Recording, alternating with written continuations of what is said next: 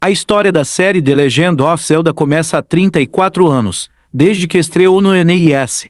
O Nintendinho, em 1985, The Legend of Zelda soma alguns dos fãs mais apaixonados do mundo dos games e encanta gerações de jogadores. Os jogos trazem sempre como protagonista o herói Link, que é o escolhido para proteger o reino de Hyrule. No entanto, cada título se destaca agrave sua maneira com mecânicas novas ou formas diferentes de contar a sua história e, muitas vezes, servem de referência para diversos outros títulos. Para os que desejam se aventurar na série criada por Shigeru Miyamoto, designer japonês também conhecido por ser o criador de ninguém menos que Mario Bros, há jogos imperdíveis e vamos aqui visitar a história da série Zelda, conversar sobre alguns dos principais capítulos, se exemplificar e apontar toda essa influência nos videogames, para adquirir os jogos da franquia. Picheos. Os primeiros passos. Em 1985, a Nintendo fazia grande sucesso com o seu primeiro console de mesa, o NES, lançado 2 anos antes de Super Mario Bros., que se tornaria um dos jogos mais vendidos da história. A empresa estava prestes a lançar um aparelho que se conectava ao NES para ler disquetes, chamado Famicom Disk System, e colocou nas mãos do criador de Mario a responsabilidade de trazer um novo jogo para o sistema. Shigeru Miyamoto e Takashi Tezuka dividiram a direção desse novo projeto, que trazia o conceito de um jogo de exploração.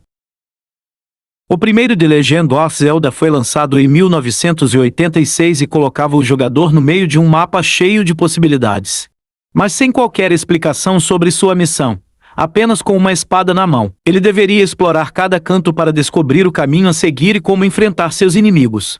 Essa ideia de um jogo de ação e aventura com uma exploração mais livre chamou a atenção dos jogadores da época, o que garantiu ao jogo um lugar no top 5 dos títulos mais vendidos para o NES, com 6,5 milhões de cópias, sendo um dos primeiros jogos a permitir que o jogador pudesse salvar a aventura para continuar mais tarde, já que era grande demais para terminar em uma tacada só. The Legend of Zelda aflorava o instinto explorador daqueles que se aventuravam pelo reino, se tornou referência quanto a como um mundo deveria ser construído. O conceito serviu de base para diversos jogos que viriam após e é o tom adotado em praticamente toda a série Zelda até os dias de hoje. Em uma entrevista ao site oficial da Nintendo, Miyamoto explicou o motivo de seguir com um jogo de aventura e ação. Ele também revelou que, apesar de Zelda ter sido lançado depois de Super Mario Bros., seu desenvolvimento havia iniciado antes.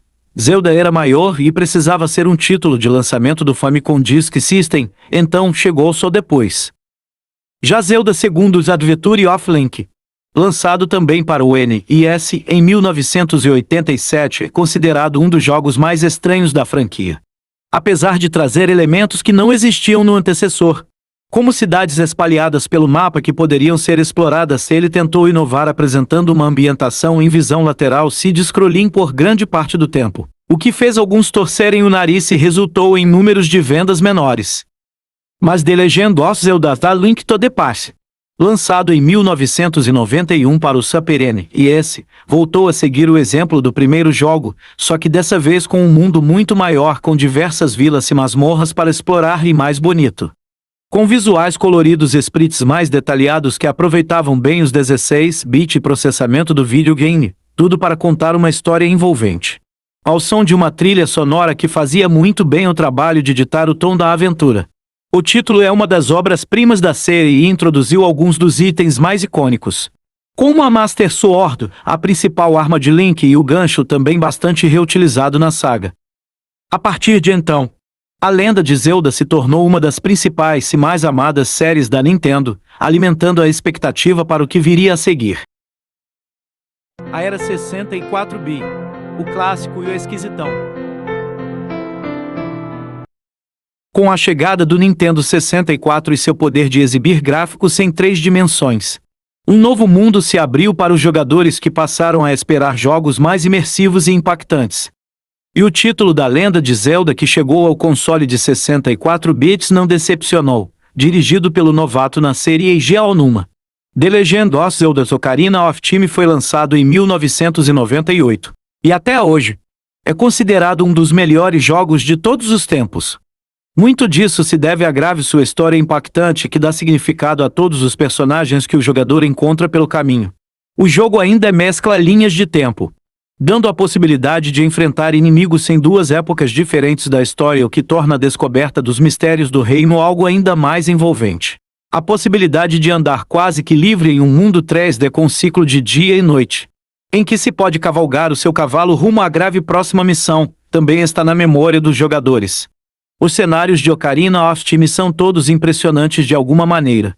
Miyamoto, que foi o produtor do jogo, revelou em uma entrevista com o então presidente da Nintendo Satoru Iwata em 2011 que sua inspiração para o mundo e personagens de Ocarina of Time saiu de uma série de TV. Notei que eu não queria contar uma história tanto quanto queria ter muitos personagens aparecendo em volta do personagem principal, além de retratar seus relacionamentos. Alguns anos antes, a série de TV Twin Peaks era muito popular. Quando vi, o mais interessante não eram as reviravoltas da história, mas quais tipos de personagens apareciam. É possível ver a influência de Ocarina of Time em uma série de jogos lançados até mesmo nos tempos de hoje. A mecânica que dava a possibilidade de travar a mira de Link em um inimigo, facilitando o combate, por exemplo, é uma das mais reaproveitadas da história e pode ser usada em jogos como os da série Dark Souls From Software. Também foi usado em The Witcher 3 CD Projekt Red. Algumas formas de solucionar quebra-cabeças, como refletir luz do sol com o seu escudo, são ideias que foram reutilizadas em God of War Sony, entre outros. Depois de Ocarina, a expectativa sobre um novo Zelda mudou, assim como a pressão sobre a Nintendo para lançar jogos tão bons quanto o Nintendo 64 recebeu The Legend of Zelda Majora's Mask em 2000. Reaproveitando os modelos do jogo anterior, a aposta parecia certeira. Mas o jogo não foi uma unanimidade como o antecessor.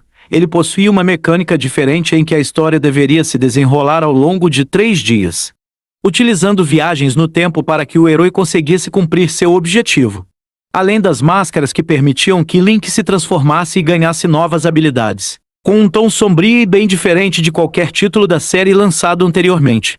Majora's Mask lhes agradou uma parte do público. GameCube e Wii. Mudança e amadurecimento. Mesmo vindo de mudanças pouco aceitas, inovação é o que move a série e a Nintendo voltou a chocar com o primeiro título da lenda de Zelda para o GameCube. The Legend of Zelda The Wind Waker mudou tudo e apresentou um visual cartunesco com gráficos feitos na tecnologia cel shading. Também introduziu uma nova personagem, Tetra, que ajuda Link na aventura. O título foi aclamado pela crítica por conta de sua jogabilidade fluida e elementos novos. Afastou uma parte dos jogadores, resultando em vendas não tão expressivas. Muitos pediam por um Zelda mais maduro e realista. The Legend of Zelda Twilight Princess. A Nintendo ouviu os pedidos e, em 2006, lançou, junto com seu novo console, o Wii, The Legend of Zelda Twilight Princess. O jogo, que também serviu para encerrar o ciclo do GameCube, chegou trazendo uma história mais séria e um Link mais humanizado. No início do jogo, a tradicional túnica verde, além da espada e o escudo do herói, dá lugar às roupas de camponês e ao trabalho de cuidar do rebanho e ajudar os moradores da vila. Mas tudo isso muda quando Link é forçado a entrar em um mundo obscuro chamado Twilight, que introduz a grande novidade da vez: Link se transformava em um lobo, o que adicionou uma nova camada de jogabilidade à grave série. Toda a aventura tem um tom dramático, com batalhas cinematográficas embaladas por uma trilha épica, e apresenta novos personagens tão sombrios quanto interessantes como Midna, que acompanha Link em sua forma de lobo. Aqueles que jogaram o título no Nintendo Wii puderam tirar vantagem dos controles de movimento do console. Era possível imitar os movimentos de espada com o Wii Remote para que Link os reproduzisse na tela. O sistema não era exatamente preciso, mas funcionava. Twilight Princess, apesar de atingir o nível de amadurecimento que os jogadores queriam, não chegou a ser tão amado pelos fãs como Ocarina of Time. The Legend of Zelda Skyward Sword.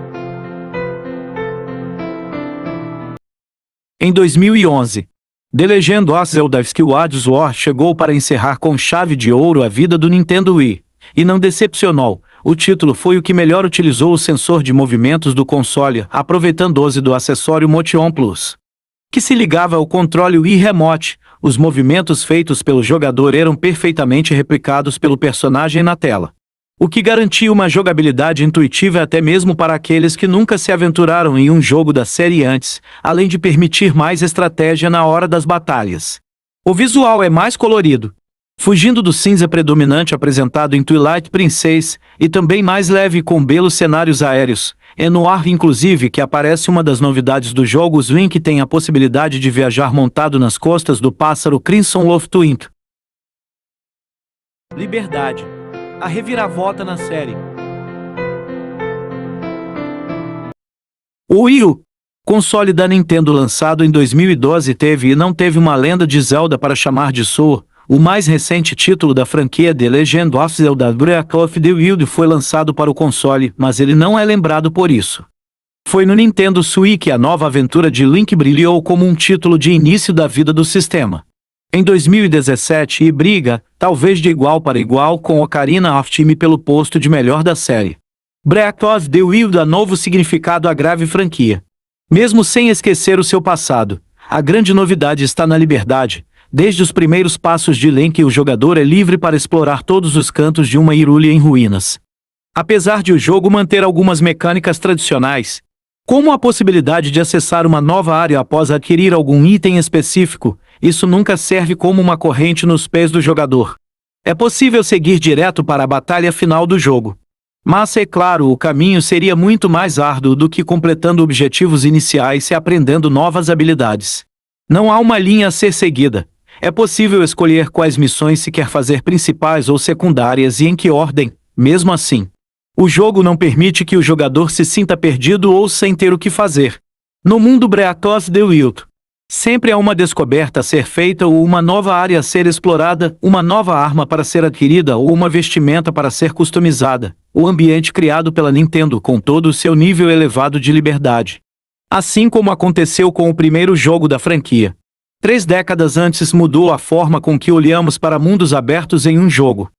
O produtor Eiji Aonuma afirmou em entrevista à grave revista Time, em 2016, que a maior dificuldade em criar um mundo tão vasto quanto o de Breath of the Wild é deixar de lado velhas tradições. Quando você pensa sobre isso, talvez essas coisas não precisassem realmente estar lá no mundo moderno. Essas tradições. Então, comecei a quebrar essas tradições que herdei da série, uma por uma. Mas é um processo que leva muito tempo, e por estarmos destruindo tudo o que fizemos no passado, e reconstruindo ideias do zero, que foi a coisa mais difícil, levou muito tempo para criar as coisas que eu realmente queria criar. A obra também tem mudado o olhar dos desenvolvedores. Para Benjamin Play, designer que trabalhou em Assassin's Creed Unity for Honor, da Ubisoft e agora faz parte da Reflector Entertainment, Breath of the Wild mostrou algo que muitos designers já sabem, mas que é difícil de alcançar: progressão aberta seguindo as motivações instintivas de cada jogador. Economia e curva de desafios adaptativa, estruturas abertas de narrativa e assim por diante, afirmou em uma entrevista ao GamesIndustry.biz em 2017. Há uma sequência para Breath of the Wild em desenvolvimento, o que mostra que a Nintendo ainda tem muito a acrescentar à grave lenda de Zelda. Uma sequência direta não é algo comum na série. Não há uma data de lançamento confirmada, mas é certo que podemos esperar por novas surpresas. Dentro do bolso, os Zeldas portáteis. Os jogos da série The Legend of Zelda lançados para os consoles de mesa sempre são os que tomam mais atenção do público geral. No entanto, outros grandes capítulos dessa história podem ser encontrados nos consoles portáteis. O primeiro que apareceu em um aparelho de bolso, e que ainda é largamente lembrado, foi The Legend of Zelda Link's Awakening, lançado para o Game Boy original em 1993. O jogo trazia gráficos pixelados que lembravam os de A Link to the Past, de Super NES. Apesar de mais simplificados, em uma aventura leve e simples de acompanhar, o jogo chegou a receber uma versão atualizada no Game Boy Color, em 1998, que trazia a novidade de ser compatível com o acessório Game Boy Printer, que permitia imprimir imagens do jogo. Mais recentemente, foi revitalizado com visuais modernos no Nintendo Switch, em 2019. A partir de 2001, já com o Game Boy Color disponível, uma parceria entre Nintendo e Capcom se destacou nos portáteis. The Legend of Zelda Oracle of Ages e The Legend of Zelda Oracle of Seasons foram desenvolvidos pela Capcom e lançados ambos ao mesmo tempo. os jogos se complementavam, contando a história das deusas Nairu e Jin, respectivamente. Se o jogador terminasse um dos títulos, recebia um código para inserir ou iniciar a aventura no próximo, o que poderia modificar a história. Apesar de trazer modelos muito parecidos com o de Link's Awakening, os jogos se destacavam visualmente por mostrar um mundo extremamente colorido e vasto. Os episódios da série que apareceram no Game Boy Advance, portátil que a Nintendo lançou em 2001, também se aproveitaram dessa parceria com a Capcom. O console recebeu em 2002 The Legend of Zelda: A Link to the Past and Four Swords, um pacote que trazia um port do título original do Super NES, além de um multiplayer para 4 pessoas que não chamou tanta atenção. Depois, em 2004, The Legend of Zelda: The Minificape teve uma boa recepção ao apresentar um novo item que diminuía Link de tamanho, mas sua história com duração considerada curta. Apesar de boa, não contribui para que ele se mantenha entre os mais amados dos fãs. Tudo mudou. No entanto, com a chegada do Nintendo DS e o retorno da Nintendo ao desenvolvimento dos jogos no portátil, as possibilidades que o console de 2 telas e sensível ao toque oferecia foram muito bem aproveitadas por The Legend of Zelda: Phantom Hourglass, lançado em 2007. O jogo apresentava gráficos inspirados no mundo cartunesco de Wind Waker e permitia ao jogador resolver quebra-cabeças como nunca antes. Era possível fechar e abrir o DS para transferir algo de uma tela para a outra, assoprar no microfone para apagar uma chama ou falar algo para abrir uma passagem, além de apertar botões. O jogador fazia outros tipos de ações para avançar. O mesmo princípio foi seguido em The Legend of Zelda: Spirit Tracks, lançado em 2009. Mas o jogo não engrenou como o anterior por trazer uma exploração mais limitada em que o jogador apenas conseguia viajar entre cidades a bordo de um trem. Curiosidades da franquia The Legend of Zelda. Em uma série com mais de 3 décadas de existência, é comum que haja uma série de curiosidades e teorias interessantes. Vamos ver algumas que chamam mais atenção dos fãs de Zelda. Linha do tempo. Não parece, mas, teoricamente, a história de Zelda tem uma linha do tempo oficial. Isso foi revelado pela primeira vez no livro Hyrule Historia, lançado em 2011. A publicação trouxe uma linha do tempo que se inicia nos jogos que o Skyward Sword passava por Minificape e Four Swords. Se divide em 3 após Ocarina of Time. A partir daí, seguem-se linhas do tempo distintas de acordo com o desfecho de Ocarina. Para os fãs mais hardcore, é sem dúvidas muito interessante saber os caminhos exatos da aventura. Link e Zelda. De acordo com o próprio Shigeru Miyamoto, criador da série e da inspiração para o design de Link, o personagem principal veio de Peter Pan, que também vestia roupas verdes e um gorro. Já o nome da princesa Zelda foi inspirado no nome de Zelda Fitzgerald, romancista norte-americana, esposa do também romancista F. Scott Fitzgerald. Estranhões em um console mais estranho ainda. Há jogos da franquia The Legend of Zelda que não foram lançados para consoles da Nintendo. O Philips Key, uma espécie de console misturado com Media Player, foi lançado em 1990 para aproveitar uma nova tecnologia que permitia maior armazenamento de dados em disco. Foram lançados 3 jogos: Link The Faces of Evil, Zelda The Wand of Gamelon e Zelda Ace Adventure, ambos produzidos pela própria Philips após um acordo com a Nintendo. São jogos tão estranhos e diferentes de tudo que existia. Havia animações misturadas com um gameplay muito sofrido que a Nintendo nem os considera parte da história de Zelda. Tributo à memória de Satoru Iwata, ex-presidente da Nintendo que morreu em 2015, vive em Break of the Wheel. A Nintendo encontrou uma bela forma de homenagear o seu antigo líder no jogo mais recente. É possível encontrar um vendedor chamado Botrick em determinada região do mapa, que se parece bastante com Iwata. Ao conversar com ele, o jogador fica sabendo de uma montanha chamada Satori Mountain. O nome da montanha é outra referência. Em alguns momentos, uma luz verde emana da montanha. Se o jogador seguir essa luz, irá encontrar o Lorde da Montanha, uma montaria mística e lendária que, segundo o glossário do jogo, é o guardião de todos os animais que vivem na floresta e a reencarnação de um sábio falecido, que também é conhecido como Satori. Bom, gente, esse foi o vídeo de hoje, espero que vocês tenham gostado. Até mais!